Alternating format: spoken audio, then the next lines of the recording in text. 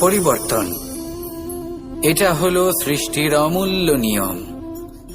এই সংসারে সবকিছু সময়ান্তরে পরিবর্তিত হয়, এই সময়ও পরিবর্তিত হয়। পরিবর্তন চিরকাল হয়ে এসেছে আর চিরকাল হতে থাকবে। কিন্তু এবার আমরা সেই পরিবর্তন কিভাবে লাভ করব, যেটা আমাদের প্রয়োজন, যেটা আমরা চাই। আমরা জীবনে বিকাশ চাই। এই বিকাশ কিভাবে লাভ করতে পারি? এই প্রকৃতি কিন্তু আমাদের অত্যন্ত উত্তম উদাহরণ দিয়ে বুঝিয়েছে। একটি বিন্দুর উদাহরণ দিয়েছে, যা ভবিষ্যতে একটা বিশাল নদীর আকার ধারণ করে। এটা কিভাবে হয়? মেঘ থেকে একটি বিন্দু ঝরে পড়ে সেই পর্বতের ওপর যেখানে হিম আছে। সেই হিমের সংস্পর্শে আসা মাত্র সেই বিন্দুর সাথে আরো বেশ কিছু বিন্দু যুক্ত হয়। তারপর তারা অগ্রসর হয়, আরো কিছু বিন্দু যুক্ত হয়, আস্তে আস্তে একটা ক্ষীণ ধারার রূপ ধারণ করে। এবং সেটাই ভবিষ্যতে আরো এগোতে থাকে। অনেকটা যাওয়ার পর যখন অনেক সংখ্যক বিন্দু একসাথে যুক্ত হয়, তখন সেটা বিশাল নদীর আকার ধারণ করে।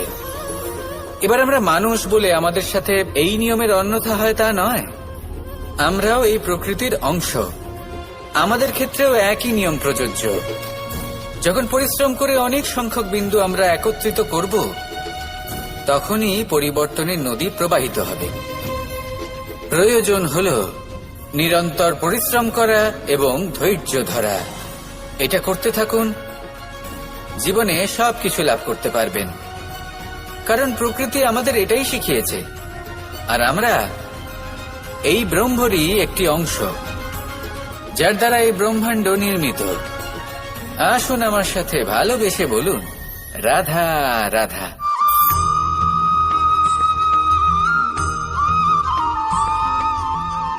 এই জীবনে তিনটি গুরুত্বপূর্ণ শব্দ আছে, যা বোঝা আমাদের কাছে খুব গুরুত্বপূর্ণ, এবং এই তিনটি শব্দের নিজস্ব অর্থ আছে। প্রথম হল সঙ্গবদ্ধতা, অর্থাৎ একসাথে মিলে কাজ করতে হবে, একসাথে মিলে পরিশ্রম করতে হবে, সামনে এগোতে হবে। এরকম করতে পারলে আপনার শক্তি বৃদ্ধি পাবে, আপনার ক্ষমতা বৃদ্ধি পাবে, আপনি এগোতে পারবেন এবং অনেক দূরে যেতে পারবেন। দ্বিতীয় হল আত্মবিশ্বাস। হেরে যাওয়া বস্তুও আবার জিতে নিতে পারবেন। যদি আপনার নিজের আত্মবিশ্বাস থাকে, তাহলে আপনি কখনো পরাজিত হবেন না। এবং তৃতীয় হল অহংকার। জয়লাভ করার পরেও কিন্তু এটা আপনাকে পরাজিত করতে পারে। সেই জন্য জীবনে সঙ্গবদ্ধ হন, আত্মবিশ্বাস রাখুন, কিন্তু কখনোই অহংকার করবেন না। এই অহংকার আপনার থেকে সবকিছু কেড়ে নিতে পারে। এই অহংকারের জন্যই মথুরাপতি কংস নিজের পতনের দিকে অগ্রসর হয়েছিলেন।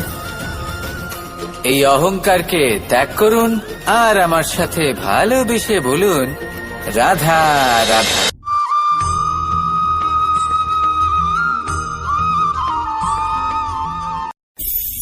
প্রত্যেক মানুষ নিজের জীবনে দুঃখ অনুভব করেন। প্রত্যেকের দুঃখ আলাদা হতে পারে। কারোর মনে এই দুঃখ থাকে যে সে তার বাবা মায়ের সব ইচ্ছে পূরণ করতে পারেননি। কেউ এটা ভেবে দুঃখ পান যে সে চিরকাল সদাচার করেছেন, সৎকর্ম করেছেন, কিন্তু তাও তাকে দুরাচারী বলে মনে করা হয়। কেউ এটা ভেবেও দুঃখ পান যে তার সামনে যে ব্যক্তি রয়েছেন তার চোখে তিনি শত্রু হয়ে উঠেছেন বা দুষ্ট হয়ে উঠেছেন, যেখানে তিনি হয়তো কোনো অনুচিত কাজই করেননি। এবার এই সমস্ত বিষয় নিয়ে ভেবে নিজের ব্যক্তিত্ব নিয়ে সন্দেহ প্রকাশ করবেন না। যদি নিজের ব্যক্তিত্ব নিয়ে কোনো সন্দেহ থেকে থাকে, তাহলে কর্ম সংক্রান্ত প্রশ্ন করুন যে আপনি যা করেছেন তাতে কি উচিত ছিল, কি অনুচিত ছিল। যেটা প্রয়োজন সেটা এটা বোঝার যে আপনার অন্তর্মন, আপনার বিবেক আপনাকে কি বলছে, আর আপনার অন্তর্মন আর আপনার বিবেক আপনাকে যেটা করতে বলবে শুধু সেটাই করুন। আর তারপরে এই সংসার কি বলবে, কি ভাববে, সেসব নিয়ে ভাবতে যাবেন না। কারণ এই সংসার তো ঈশ্বরকেও প্রশ্ন করে থাকে, ঈশ্বরকেও দোষী মনে করে। কখনো কখনো যখন কোনো ঘটনা মানুষের ইচ্ছা অনুযায়ী ঘটে না, তখন মানুষ এটা বলে যে, হে ঈশ্বর, আপনি আমার পাশে থাকলেন না, আপনি বড়ই কঠোর, এটা আপনার দোষ। যেখানে বেশিরভাগ সময় হয়তো সে নিজেই নিজের কর্মফল ভোগ করছে। আর কখনো কখনো ঈশ্বর হয়তো তার জন্য আরো ভালো কোনো পরিকল্পনা করে রেখেছেন, কিন্তু মানুষ সেটা বুঝতে পারে না। তাই দিনের শেষে যেটা প্রয়োজন সেটা হলো নিজের মনের কথা বুঝতে হবে। আপনার বিবেক কি বলছে শুধু সেটাই করুন আর সামনে এগোতে থাকুন। আমার সাথে ভালোবেসে বলুন, রাধা রাধা।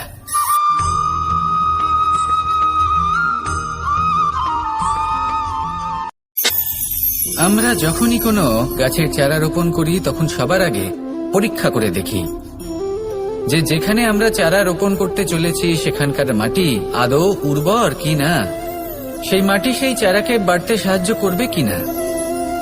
যখন একটা চারা রোপণের আগে আমরা এত কিছু ভাবতে পারি, তাহলে কাউকে বিশ্বাস করার আগে আমরা কেন ভাবি না? জীবনে কখনো এই বিশ্বাসরূপী চারা কোথাও রোপণ করার আগে বোঝার চেষ্টা করুন যে যার উপর আপনি বিশ্বাস করতে চলেছেন সে কি আদৌ আপনার বিশ্বাসের যোগ্য কি না। ভেবে দেখুন সেই ব্যক্তি ভবিষ্যতে গিয়ে আপনার বিশ্বাস ভাঙতে পারে কিনা। এটাও ভেবে দেখুন যে যাকে আপনি বিশ্বাস করতে চলেছেন তাকে আপনি বিশ্বাস করলে নিজের জীবনের উদ্দেশ্যে আপনি অগ্রসর হতে পারবেন কিনা। আর তার জন্য প্রয়োজন সঠিক সিদ্ধান্ত, পরখ করা, কোনটা উচিত কোনটা অনুচিত সেটা বোঝা। আর তাতে কিন্তু আপনি সন্দেহবাতিক হবেন না, তাতে আপনি আরো নিপুণ হয়ে উঠবেন। তাই যদি আপনি নিপুণ হয়ে উঠতে চান তাহলে বোঝার চেষ্টা করুন, পরখ করে দেখুন, কোনটা উচিত কোনটা অনুচিত বুঝুন। আর বিশ্বাস তখনই করুন যখন আপনি 100% নিশ্চিত হবেন যে সে বিশ্বাসের যোগ্য। আসুন আমার সাথে ভালোবেসে বলুন, রাধা রাধা। আমরা সবাই পাথর দেখেছি, পর্বতও দেখেছি, শুকনো পাতাও দেখেছি, শ্যামল বনানীও দেখেছি। কখনো ভেবেছেন পাথরের অস্তিত্ব কিন্তু ততক্ষণ পর্যন্ত যতক্ষণ সে পর্বতের গায়ে আটকে থাকে। যখন সেই পর্বত থেকে সেই পাথর ভিন্ন হয়ে যায় ও নিজের অস্তিত্ব হারিয়ে ফেলে। আস্তে আস্তে কখনো পাথর কেটে বা কখনো পিষ্ট হয়ে সেই পাথর আস্তে আস্তে মাটিতে পরিণত হয় এবং পূর্ণরূপে নিজের অস্তিত্ব হারিয়ে ফেলে। এটাই পাতার সাথেও হয়। এই পাতা যতক্ষণ গাছের ডালের সাথে যুক্ত ততক্ষণ তার অস্তিত্ব থাকে। যখনই ডাল থেকে বিচ্ছিন্ন হয় সেও নিজের অস্তিত্ব হারিয়ে ফেলে। আর এটাই আমাদের সাথেও হয়। যতক্ষণ আমরা নিজেদের আপনজনের সাথে যুক্ত থাকি আমাদের অস্তিত্ব বজায় থাকে। যখন আপনজনদের সাথে সম্পর্ক ছিন্ন করি তখন আমরাও আমাদের অস্তিত্ব হারিয়ে ফেলি। এবার এই সংসারের প্রত্যেক ব্যক্তি স্বতন্ত্র থাকতে চান, আর অনেক ব্যক্তি স্বতন্ত্র থাকবেন বলে আপনজনদের দূরে করে দেন আর তাদের সাথে এই সম্পর্ক ছিন্ন করেন। এটা কি সত্যি প্রয়োজন?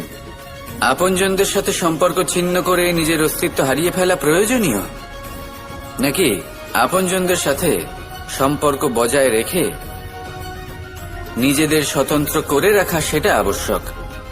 নির্বাচন আপনারই। আসুন আমার সাথে ভালোবেসে বলুন, রাধা রাধা।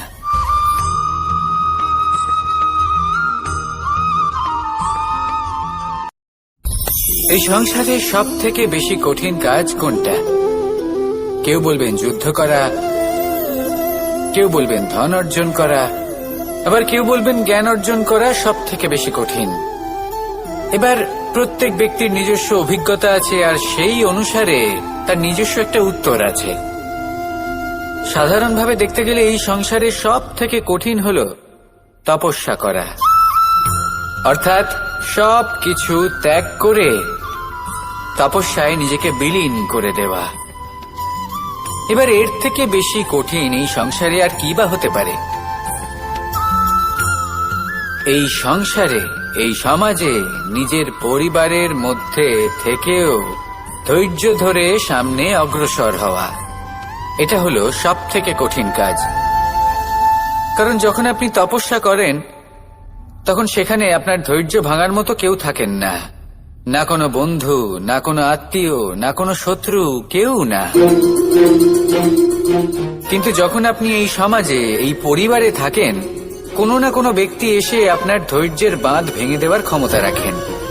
তারা আপনার ধৈর্যের বাঁধ ভেঙে দেয়, আর কখনো কখনো তারা অনিচ্ছাকৃতভাবেই সেটা করে থাকেন, কারণ তাদের মানসিকতা আপনার থেকে আলাদা, তাদের কর্ম আপনার থেকে আলাদা, তাদের দৃষ্টিভঙ্গি আপনার থেকে আলাদা, জীবন যাপন আপনার থেকে আলাদা। সেক্ষেত্রে আপনি ধৈর্যচ্যুত হন, প্রসন্নতা আপনার থেকে ছিনিয়ে নেওয়া হয়।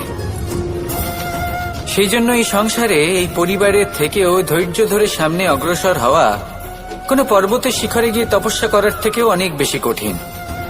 আর যে ব্যক্তি এই সমাজেই, এই পরিবারে, সেই সকল মানুষের মধ্যে থেকে গিয়েও ধৈর্য ধরে অগ্রসর হতে থাকেন, যারা এই কাজটা শিখে নিতে পারেন, তারাই কিন্তু জীবনে আনন্দ লাভ করতে পারেন। এই ধৈর্যই শেষে আপনার জীবনে প্রসন্নতা বহন করে আনবে। তাই ধৈর্য ধরে জীবনের পথে অগ্রসর হন আর আমার সাথে ভালোবেসে বলুন, রাধা রাধা। রাধা কখনো কখনো আমার জন্য বড়ই সুগন্ধি আতর নিয়ে আসে, পারিজাত ফুলের মালা নিয়ে আসে আমার প্রসাধন করবে বলে, এবং আমার সব থেকে বেশি প্রিয় মাখন নিজে হাতে বানিয়ে আনে আমাকে নিজে হাতে খাইয়ে দেবে বলে, সবকিছু আমাকে প্রসন্ন করবে বলে। কিন্তু আপনি কখনো ভেবেছেন যে এই আতর কিভাবে বানানো হয়? সহস্র ফুলের পাপড়ি একসাথে পিষে নিতে হয়, তারপরে তার থেকে যে রস নিঃসৃত হয় সেই রস দ্বারাই আতর তৈরি হয়। অনেক সংখ্যক ফুলকে অসীম যন্ত্রণা ভোগ করতে হয়, তবে তারা আমার প্রসাধন সামগ্রী হয়ে উঠতে পারে। দুধ থেকে মাখন তৈরি করার জন্য কতটা পরিমাণ মন্থন সহ্য করতে হয় সেটা আপনি জানেন। ঠিক সেই রকমই হলো আমাদের জীবনও। বিপদও আসে, কঠিন পরিস্থিতিও আসে, এর সম্মুখীন হতে শিখুন। মনে রাখবেন, আপনি হলেন সেই দুধ যাকে মন্থন সহ্য করতে হবে মাখন হয়ে ওঠার জন্য। মনে রাখবেন, আপনি হলেন সেই ফুলের মতন যাদের পিষ্ট হতে হবে সুগন্ধি আতর হয়ে ওঠার জন্য, যাকে এই সংসার পছন্দ করে। কখনো কখনো জীবনে আপনার সাথে খারাপ শুধুমাত্র এই কারণে ঘটে যাতে আপনার শ্রেষ্ঠ রূপ এই সংসারের সামনে আসতে পারে।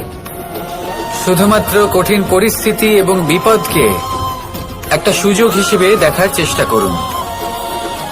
আপনার জন্য এই সংসার বদলে যাবে, সংসারকে দেখার দৃষ্টিভঙ্গি পাল্টে যাবে, আপনার ভাগ্য পাল্টে যাবে, আর এই মন প্রসন্ন হয়ে বলবে, রাধা রাধা।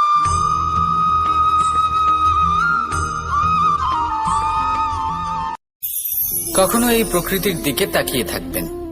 এই প্রকৃতি অনেক ধরনের শিক্ষা দেয়। কোন একটা গাছকে দেখুন, কিভাবে সে মাটি থেকে জল শুষে নেয়। সে ঝড় হোক বা হোক কড়া রোদ, সব সহ্য করে এবং অবশেষে সে ফল ধারণ করে। আর সেই ফল উৎপন্ন করার পরে সে ফল কিন্তু সে নিজে গ্রহণ করে না, এই সংসারকে প্রদান করে, যাতে পশু পাখি মানুষ তারা এই ফল গ্রহণ করে শক্তিশালী হয়ে উঠতে পারে, সুস্থ থাকতে পারে। সেভাবেই নদী, সরোবর এরা নিজেরাও কিন্তু নিজেদের জল গ্রহণ করে না, মাটিকে প্রদান করে, পশু পাখিকে প্রদান করে। সূর্য নিজেও নিজের জন্য প্রজ্বলিত হয় না, সে প্রকাশ ছড়িয়ে দিতে চায় আমাদের সবার কাছে, সে আলো পৌঁছে দিতে চায়। এই প্রত্যেকের কর্মে পরমার্থ নিহিত আছে, আর সেই জন্যই এদের সকলকে পুজো করা হয়। তাই মনে রাখবেন, আপনার কাছে জীবন যাপনের অতিরিক্ত যা কিছুই আছে তা পরমার্থের জন্য। তাহলে তার সদ্ব্যবহার করুন আর আমার সাথে ভালোবেসে বলুন, রাধা রাধা। এবার কখনো কখনো জীবনে আমাদের মনে হয় যে চতুর্দিকে শুধুমাত্র অন্ধকারই হয়ে আছে, প্রত্যেকেরই তা কখনো মনে হয়। আর তখনই আমাদের নিরাশ হলে চলবে না, আমাদের দুঃখী হলে চলবে না। সেই সময় আমাদের খুঁজতে হবে নিজেদের আশেপাশে, চতুর্দিকে, আর কোথাও না কোথাও আমরা প্রকাশ অবশ্যই দেখতে পাবো, আশার একটা কিরণ অবশ্যই দেখতে পাবো। কেউ এমন একটা কর্ম করেন যেটা দেখে আমরা প্রেরিত হয়ে যাই, আর এমন কোন কর্ম যদি আপনারা করেন তাহলে সেই কর্ম আপনার মনকে প্রসন্ন ভাব, আনন্দ এবং ভালোবাসা দ্বারা ভরিয়ে তুলবে। আপনার অন্তরের সেই অন্ধকারের অন্ত করবে, দুঃখেরও অন্ত করবে। আর এই মন প্রসন্ন ভাব নিয়ে বলবে, রাধা রাধা। যদি কোনো সিংহ বানরের মতো গাছে চড়তে চেষ্টা করে তাহলে কি হবে? একটা মাছ যদি মাটিতে হাঁটতে চেষ্টা করে তাহলে কি হবে? তারা বিফলই হবে। কিন্তু এরকম কেন হয়? তার কারণ হলো প্রকৃতির রচনা কিছুটা এরকম। এখানে প্রত্যেকটি ব্যক্তিকে, প্রত্যেকটি প্রাণীকে আলাদা আলাদা গুণের অধিকারী করা হয়েছে এবং সকলকে একটা সীমাও প্রদান করা হয়েছে। এবার এই যে বৃক্ষ, পশু, পাখি, এদের মধ্যে সেই ক্ষমতাই নেই যে এরা নিজেদের যাচাই করতে পারবে, নিজেদের সীমাগুলো বুঝতে পারবে, নিজেদের সদ্গুণগুলো চিনতে পারবে। এরা সেটা করতে পারবে না। কিন্তু মানুষ তো আলাদা। মানুষের কাছে সেই বিশেষ শক্তি আছে যে তারা পূর্ণরূপে নিজেদের যাচাই করতে পারবে, নিজেকে পূর্ণরূপে বুঝতে পারবে, নিজের দোষ, নিজের অপগুণ, নিজের সদ্গুণ, নিজেদের সীমাগুলো তারা বুঝতে পারবে। আর এটা অত্যন্ত গুরুত্বপূর্ণ। কথায় আছে যে যদি সাফল্য লাভ করতে হয় তাহলে নিজেকে যাচাই করে নিতে হবে। তাই নিজেকে যাচাই করুন, নিজের সাথে পরিচিত হয়ে যান এবং জীবনে কর্ম করতে থাকুন। সাফল্যের শিখরে অবশ্যই পৌঁছে যাবেন। আর ওখানে যদি যান তাহলে এই মন প্রসন্ন হয়ে অবশ্যই বলবে, রাধা রাধা।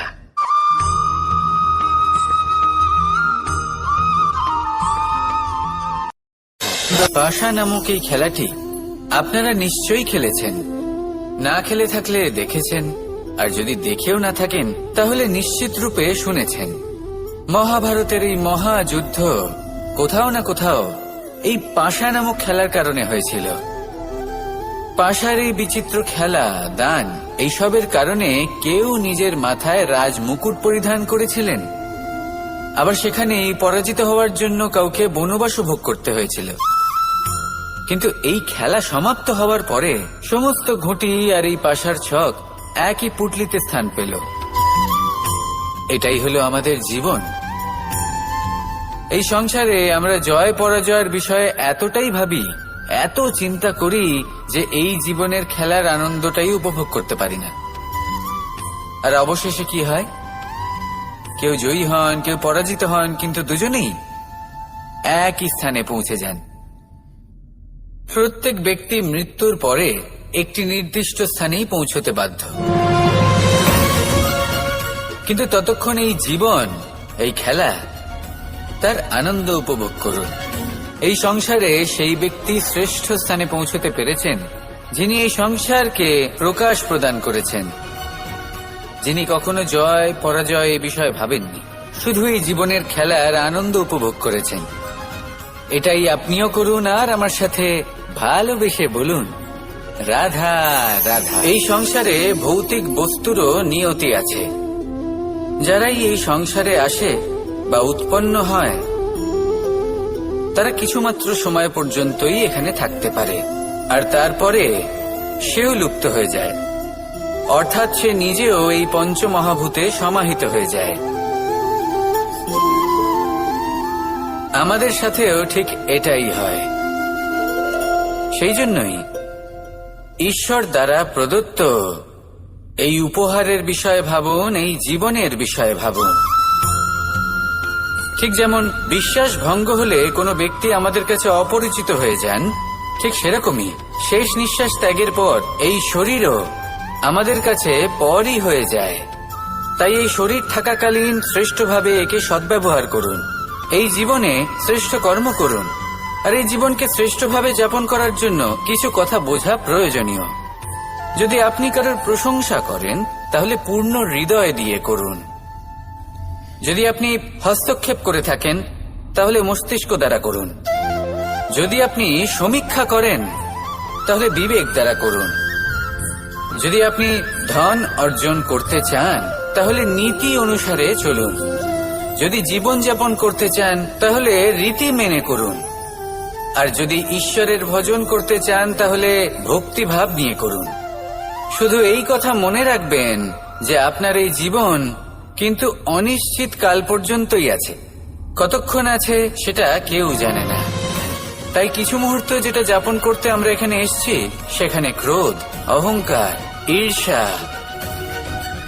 এইসব আবেগের কি গুরুত্ব বলুন তো?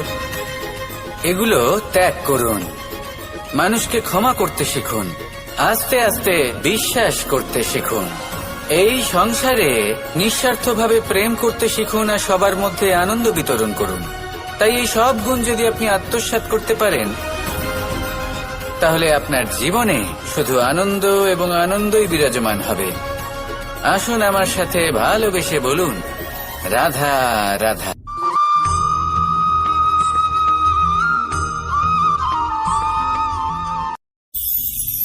জল, জল এই পৃথিবীতে বেঁচে থাকার জন্য আবশ্যক তো বটেই, কিন্তু এই জল আমাদের একটা অত্যন্ত গুরুত্বপূর্ণ শিক্ষা প্রদান করে। কখনো এই জলকে দেখেছেন?